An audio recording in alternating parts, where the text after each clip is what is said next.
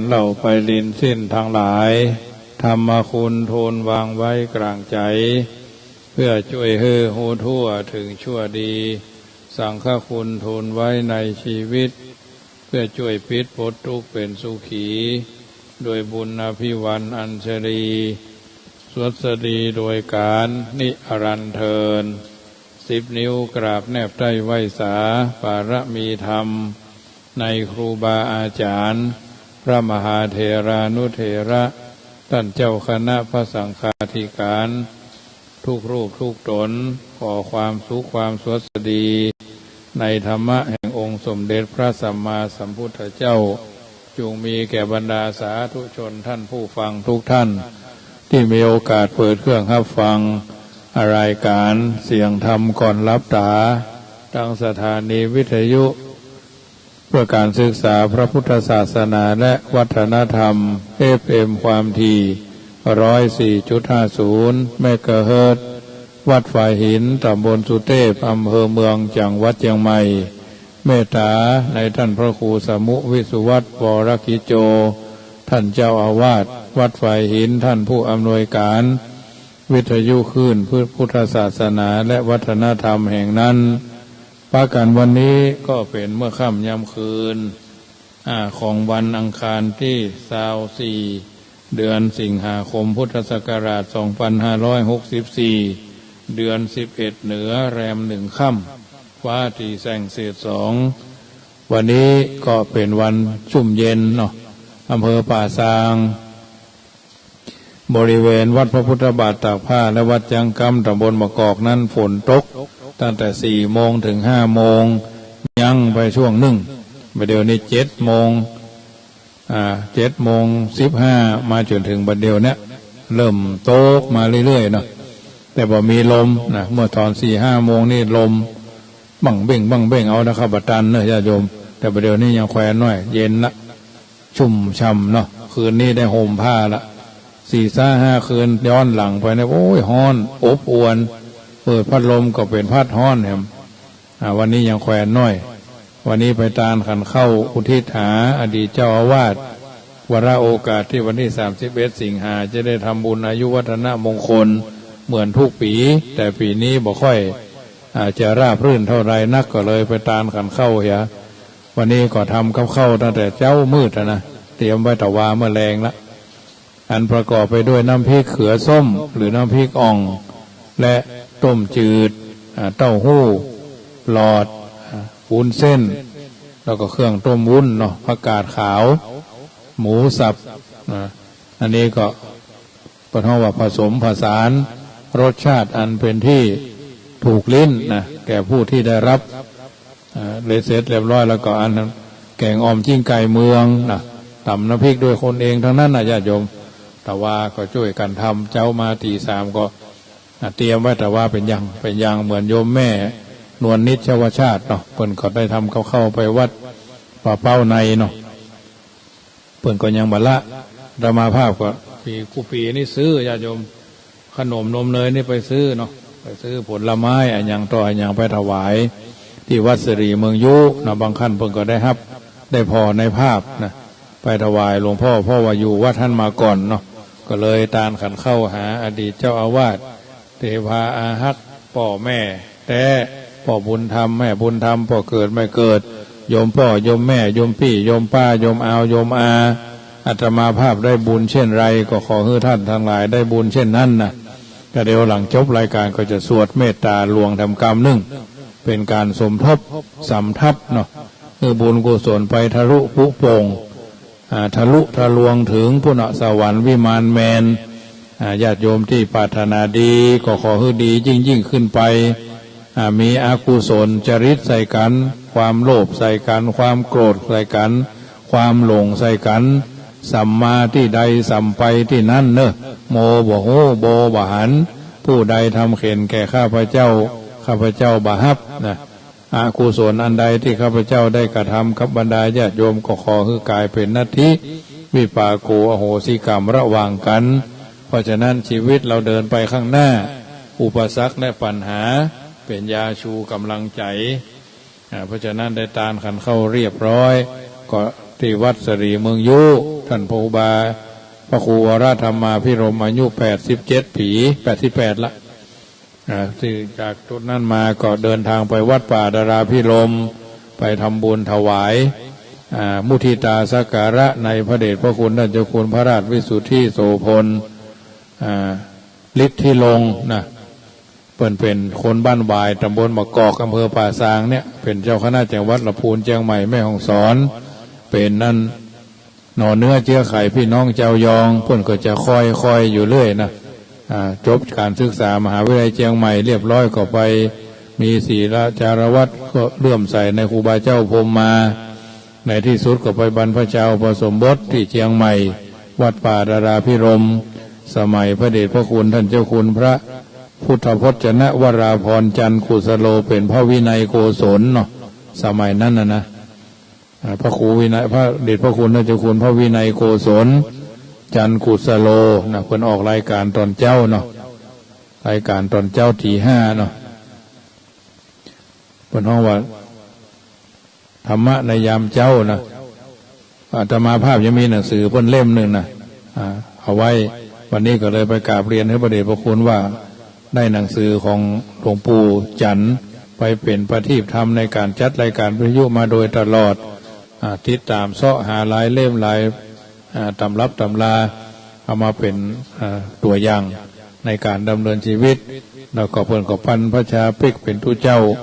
เป็นลูกศิษย์ใกล้ชิดครูบาท่านเจ้าคุณพุทธพจนะวราพรจันทร์กุสโลเป็นพระราชาคณะพระโสพลธรรมสารเนาะเสร็จเรียบร้อยก็ต่อมาเป็นพระราชวิสุทธิโสพลอายุได้60 ปีเมื่อวันที่22ก็เลยเดินทางไปมุทิตาสักการะเป็นที่เรียบร้อยก็เดินทางไปที่วัดฝ่ายหินวันนี้นะไปวัดฝ่ายหินวันนี้ก็เลยไปฉันเพลร่วมกับคัทพครูสมุวิสุวัตรเอาน้ำพริกเขือส้มต้มจืดไปถวายร่วมกับท่านก็เลี้ยงพัดกะเพราเนาะพัดฟองเต้าหู้เนาะแล้วก็น้ำเต้าหู้แล้วก็ปลาท่องโกนะถวายกันไปกันมายังถวายแผ่นเก็บเสียงเนาะที่จะได้เอามาบุที่ห้องเนี่ยกว้าง4ยาว4นะเพิ่นฮื้อมาก็ร่วม60-70แผ่นมากันเนอะเพราะฉะนั้นแผ่นละ13 บาทนะก็คงจะได้ใจหลายพอดีได้แผงไข่มาท่านพระครูฟังเนาะว่าหลายๆเรื่องหลายๆรถกันไปกันมา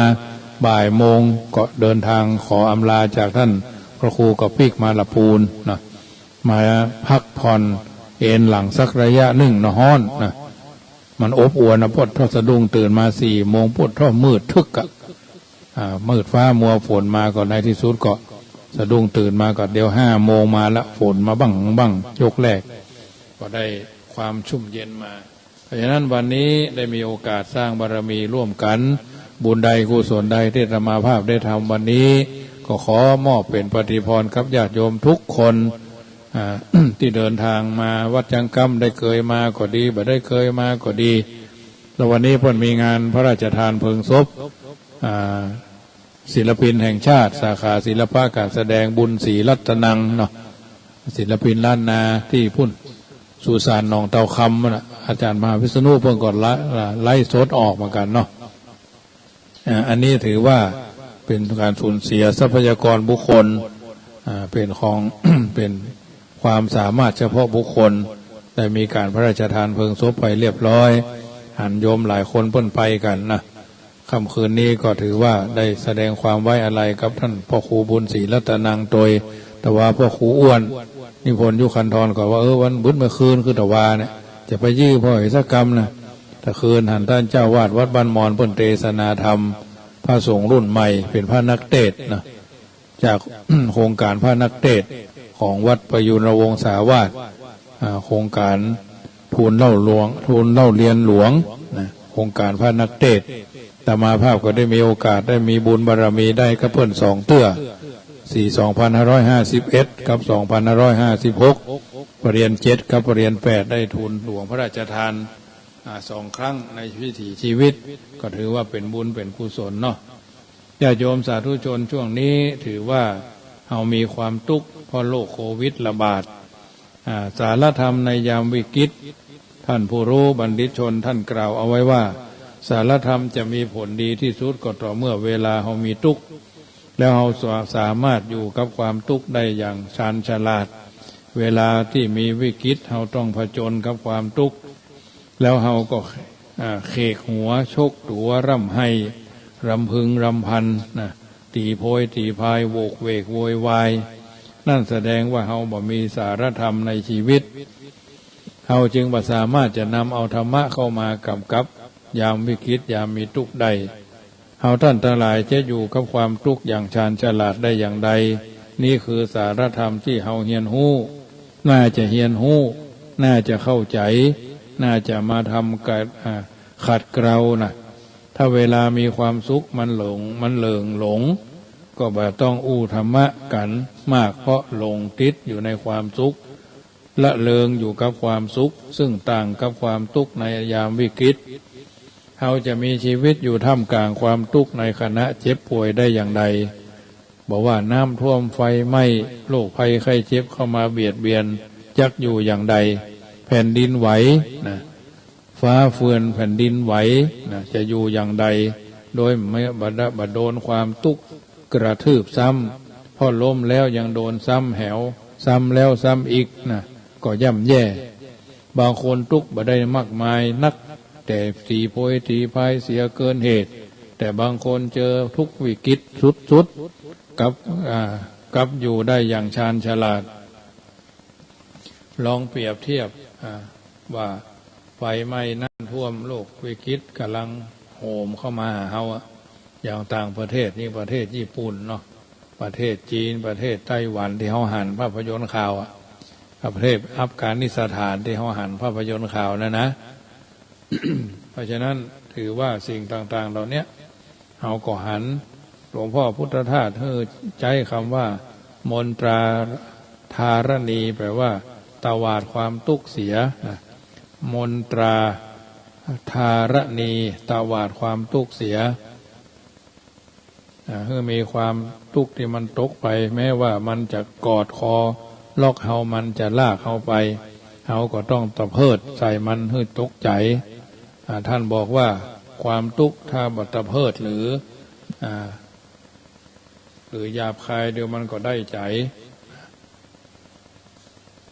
ดีๆไปอู้กับมันดีๆนะ มันบ่ได้ต้องใช้คำว่ากูบ่ได้เกิดมาเพื่อเป็นทุกข์กูบ่ได้เกิดมาเพื่อเป็นทุกข์โว้ยนะหลวงพ่อพุทธทาสเพิ่นว่าบางคนอู้บ่ออกทุกข์ก็ทุกข์สิโว้ยนะอย่างนี้ทุกข์ก็ลากไปทุบทองทุบตีเอาไผ่ที่มาข่มเหงเฮาเวลาเฮาเอ็กซะเพิ่นเฮาว่าตวาดหรือเอ็กปัดเนาะเขาก็ชะงักบ่ใช่ว่ามีไผ่มาย่ำยีเฮาก่อมทำอย่างสักอย่างต้อยแบบนี้ใจบ่ได้ถ้าเฮาเอาเอะอะโวยวายขึ้นมาตะเพิดขึ้นมาพ่องมันก็สะดุ้งเหมือนกัน ถึงเฮามีอย่างเพียงแค่มือเปล่านี่แหละแค่ตวาดมันก็สะดุ้งเฮาต้องฮู้จักทำให้ทุกข์สะดุ้งพ่องใช่ความทุกข์ทำให้เฮาสะดุ้งชีวิตเฮาชาญฉลาดอยู่ในความทุกข์มันจะสวิงทุกข์ออกมาเป็นสุขฉลาดเพราะฉะนั้นชาวต่างประเทศชื่อว่าหลุยเวอร์ชัววัย54 ปีทำให้คน30 คนขึ้นมานั่งบนได้อย่างปลอดภัยคนข้างบนเตรียมรถพยาบาลไว้รอรับมาขึ้นก็มาต้องส่งโรงพยาบาลทันทีเพราะสุขภาพกายสุขภาพจิตจะต้องสุดนักแต่ที่ไหนได้ขึ้นมาอยู่วันเดียวหมอว่าสมบูรณ์ทุกอย่างกลับบ้านได้เนี่ยมีติดเชื้ออยู่2 รายเขาถึงบอกว่าเจอทุกอย่างอย่าไปตีอกทุบหัวตั้งท่ารบเพื่อดีแล้วเฮาก็จะแล้วมันก็จะเป็นข้อสอบเพื่อเฮาเพราะฉะนั้นลองทำข้อสอบดูว่าเฮาจะสามารถผ่านไปได้ด้วยดีหรือไม่มีคติธรรมเตือนใจว่าคนเวลาทุกข์มาอย่ารำพึงรำพันทุกข์มาต้องให้ธรรมะเกิดปัญญาต้องรีบให้มันเกิดมีเรื่องเล่าชวนคิดว่า มีอาจารย์เซนนามว่าอะกูหินท่านได้ชื่อว่าเป็นผู้ดำรงตนอย่างเรียบง่ายและอยู่ด้วยความบริสุทธิ์อยู่ด้วยความบริสุทธิ์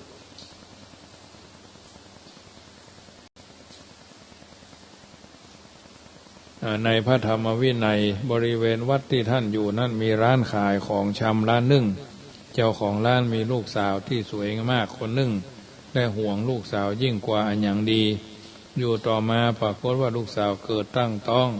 โดยหู้ว่าไผเป็นพ่อของละอ่อนพ่อแม่ของแม่หญิงสาวจึงคาดคั้นจากเธอจนที่สุดเธอก็บอกว่าคนที่เป็นพ่อของเด็กก็คืออาจารย์อะกูหินทั้งสองจึงไปหาท่านแล้วด่าว่าท่านอย่างเสียหายแต่อาจารย์ฮะกูหิน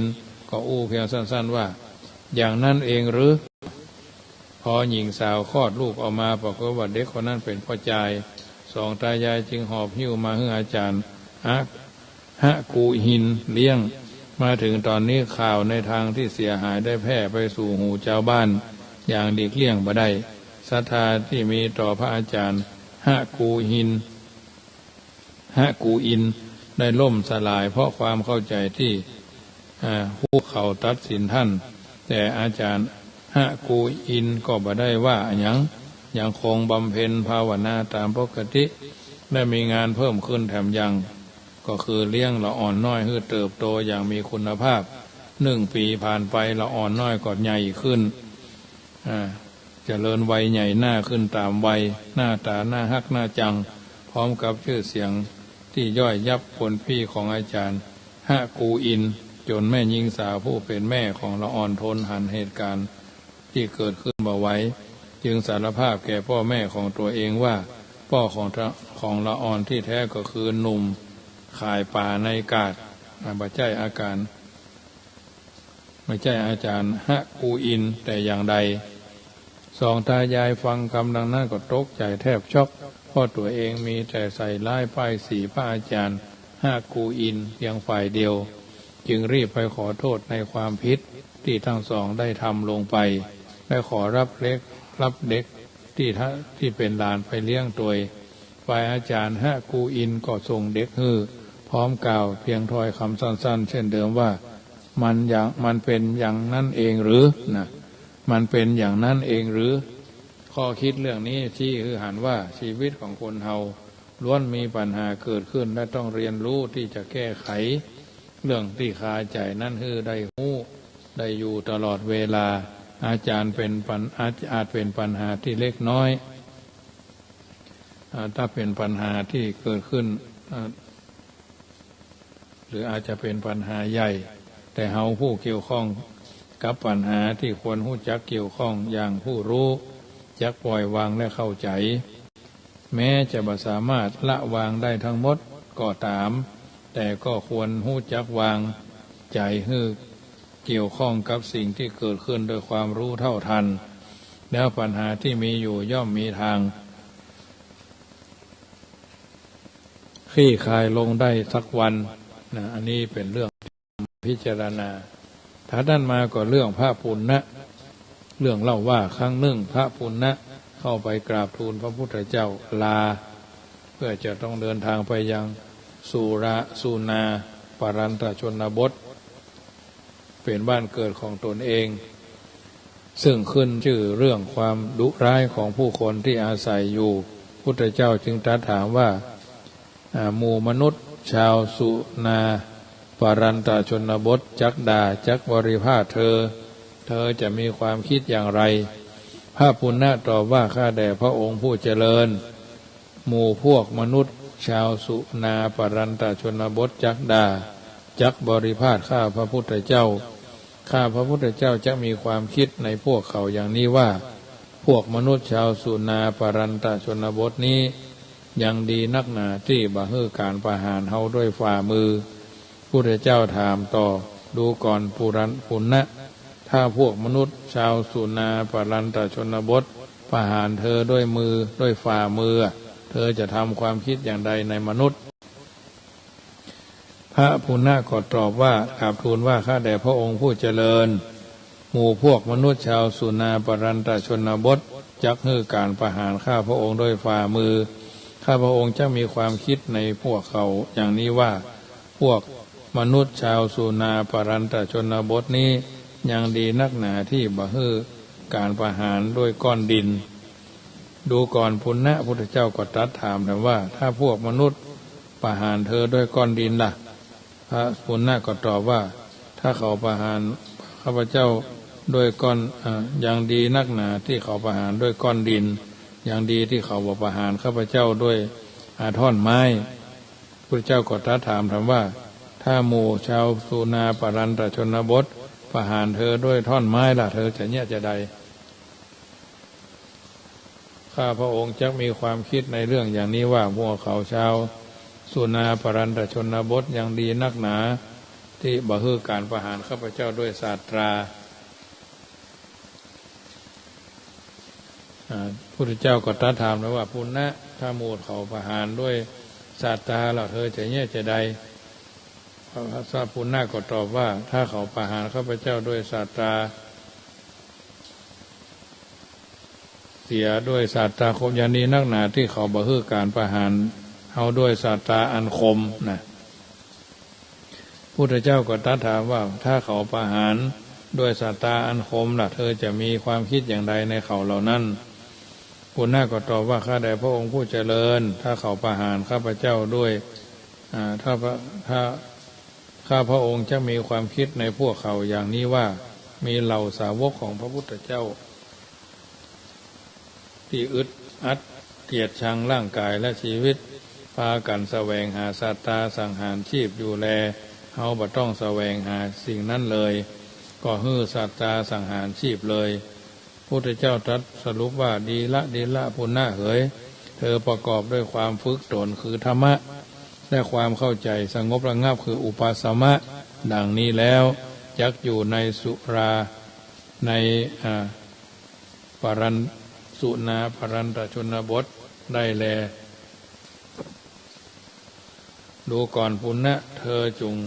สำคัญการที่ควรในบัดนี้เตอะนะข้อนี้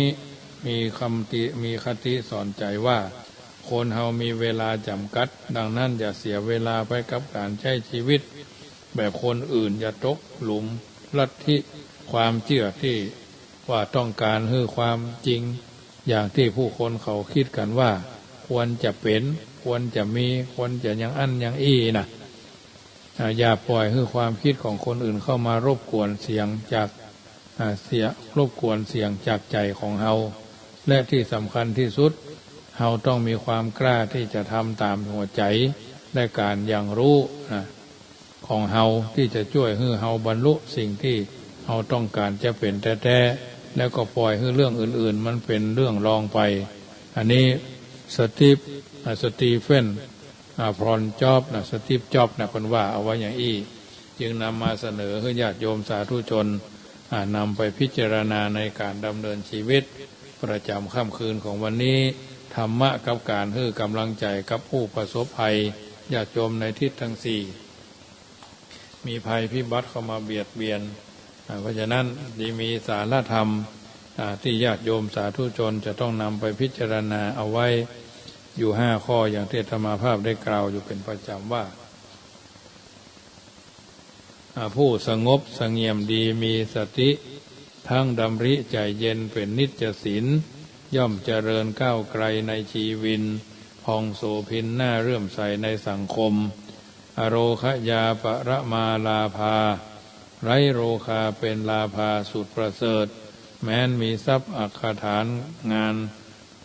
ยศเลิศหาประเสริฐหากร่างกายโรคภัยผ่านอนิจจาวัฏสังขาราทุกชีวิตอุบัติมาน่าสงสาร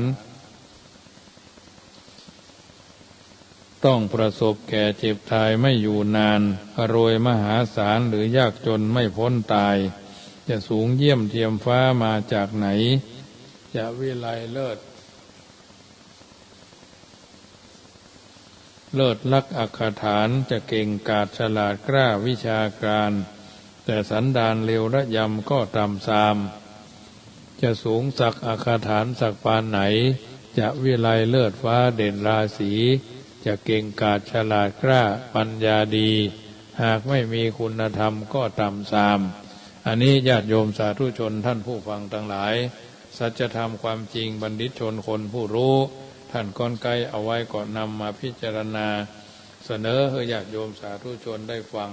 แล้วก็นำไปเป็นข้อเรือนคิดตะคิดใจจักมาได้ถลำผิดพลาดจากการดำเนินชีวิตของเราท่านทั้งหลายน้ำธรรมคำสอน 84,000 พระธรรมขันธ์เป็นสัจธรรมที่ท่านทั้งหลายจำเป็นจะต้องนำไปพิจารณาในการดำเนินชีวิตบ่ฮื้อผิดเพี้ยนบ่ฮื้อผิดพลาดบ่ฮื้อคลาดเคลื่อนจากความเป็นจริง 84,000 พระธรรมขันธ์เราสามารถรังสรรค์เอาสิ่งที่ดีที่งามที่เหมาะที่ควรมาเป็นประทีปธรรมในการดำเนินชีวิตแต่ละคนแต่ละท่านมีจุดมุ่งหมายอันเดียวกันก็คือละชั่วทั้งหมดทำจิตใจให้ใสๆเป็นลำดับเพราะฉะนั้นทุกคนทุกท่านได้รู้ได้เข้าใจแล้วก็นำไปเป็นประทีปธรรมในการเดินทางชีวิตเพราะธรรมะเป็นเครื่องมือส่องเดินทางทั้งกลางวันทั้งกลางคืนรายการธรรมะเป็นส่วนหนึ่งที่มอบกับบรรดาญาติโยมที่ฟังอยู่ทางบ้าน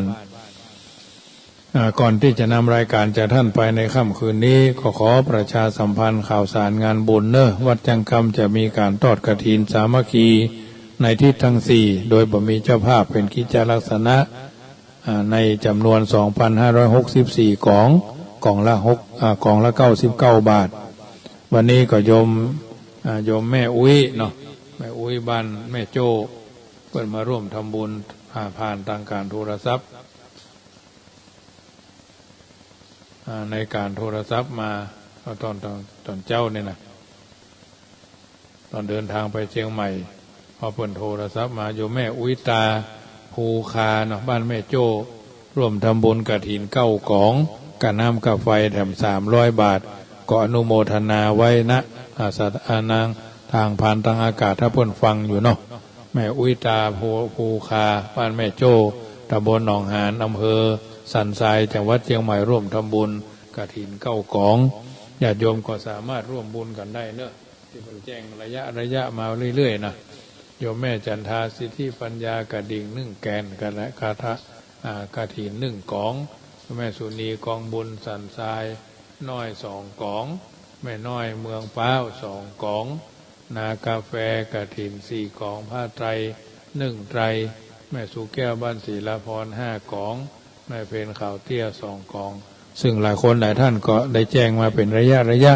คนละกล่อง2 กล่องก็ว่ากันไปเนอะถ้าหากชื่อตกหล่นก็แจ้งได้เมื่อจบรายการเนาะอันนี้วันที่23 ตุลาเนอะ23 ตุลาผ้าไตรก็ยังทำ4 ไตรละ 1,600 บาทไตรเนนนี่ก็บ้านพ่อบุญธรรมแม่รัตนาสั่งคำฟั่น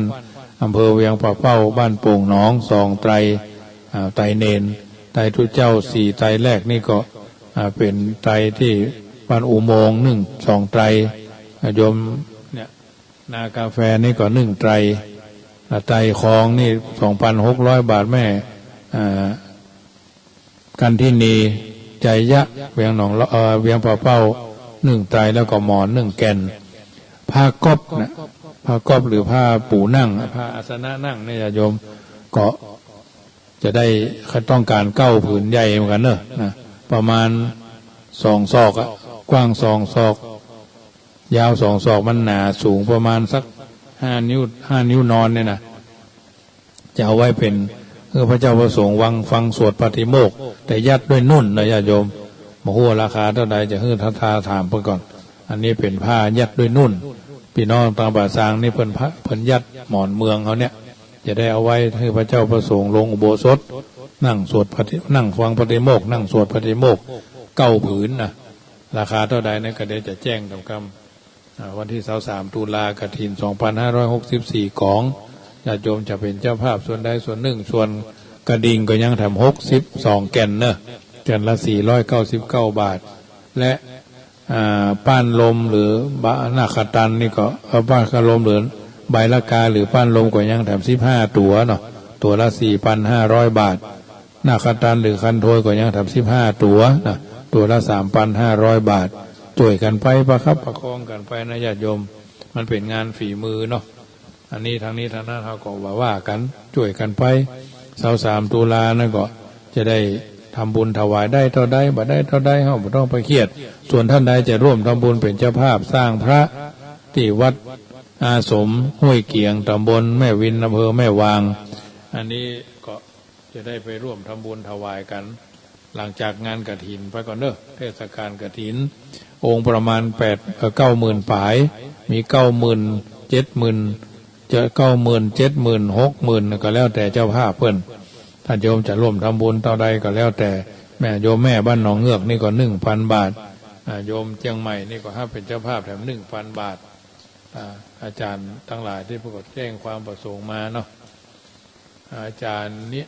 แม่นิรมนนิรมนเนาะอาจารย์ประกายจันทร์สิงห์วิบูลย์เนาะเชียงใหม่ร่วมทำบุญมา 1,000 บาทอันนี้ก็ขออนุโมทนากับบรรดาญาติโยมเนอะทางนี้ทางนั้นก็สามารถร่วมทำบุญได้ธรรมาภาพก็ตั้งเจตนาเอาไว้ว่าทุกสิ่งทุกอย่างถ้าเราคิดจะทำดีคิดดีทำดีพูดดีมันก็เป็นมงคลอยู่แล้วนะกับตัวกับตนส่วนกฐินที่วัดห้วยเกียงนี่ก็เอาบุญเอาบารมีว่า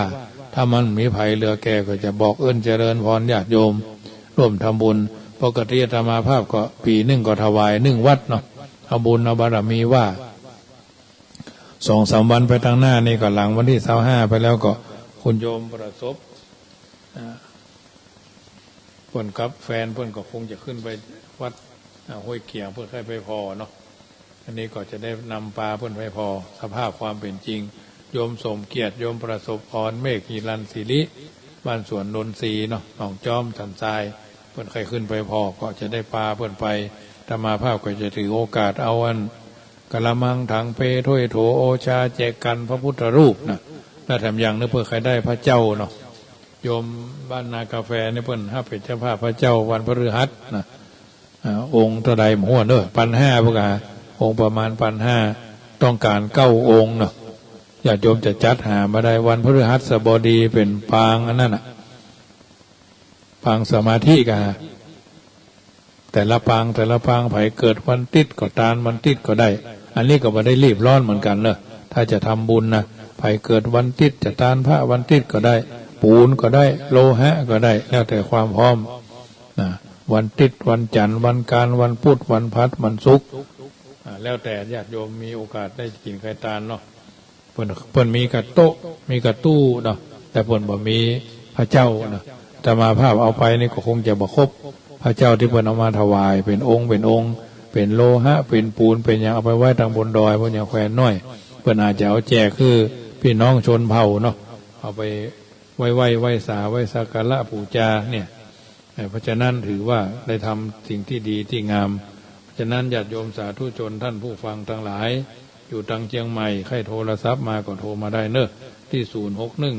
0615476539โมทนาก็โยมแม่เรนูก้อนแก้วเนอะที่บนโทรศัพท์ทักทายเข้ามาตะกี้นะน้ำธรรมคำสอนส่วนนี้ก็เป็นส่วนหนึ่งที่นำมาอุเอิญเจริญพรกับบรรดาญาติโยมก่อนจะรับจะนอนค่ำคืนวันนี้ก็จะไปลืมไหว้พระสวดมนต์ธรรมาภาพก็จะสวดมนต์ไหว้พระแผ่เมตตาเอาบุญกุศลจากไปทำบุญวันนี้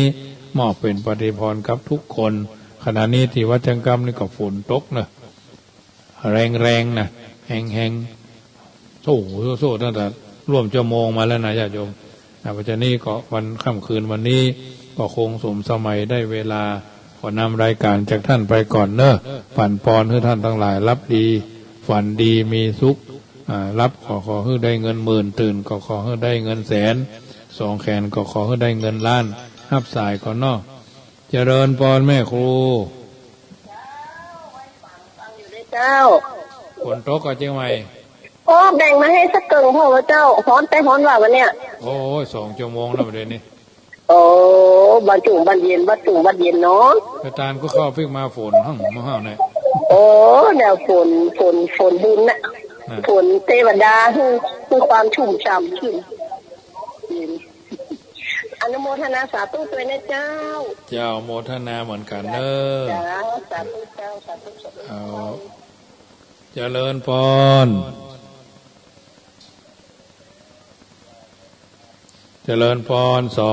2993ตั้งใดเอ่ยทางปัญญา โสปัตตานเชียงใหม่จะเอากระดิ่งส่งแก่นะเจ้าเดี๋ยวจะโทรปิกใหม่นะเจ้าจ้า